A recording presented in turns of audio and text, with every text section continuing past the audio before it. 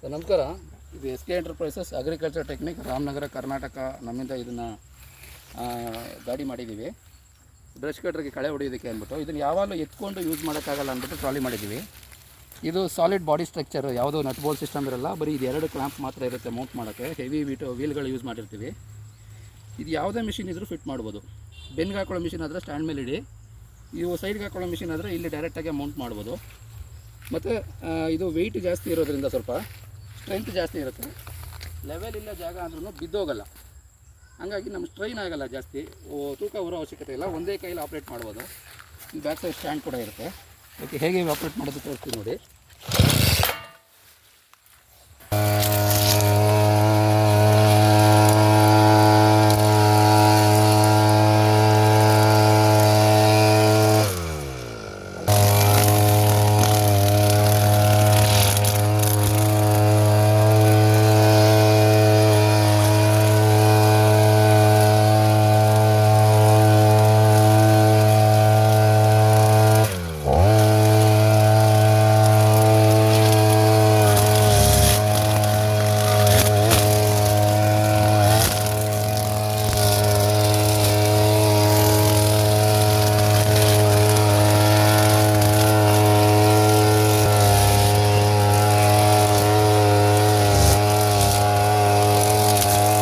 ನಾವು ಅರ್ಧ ಎಕರೆ ಹೊಡೆದ್ರೂ ಕೂಡ ಸ್ಟ್ರೈನ್ ಆಗೋಲ್ಲ.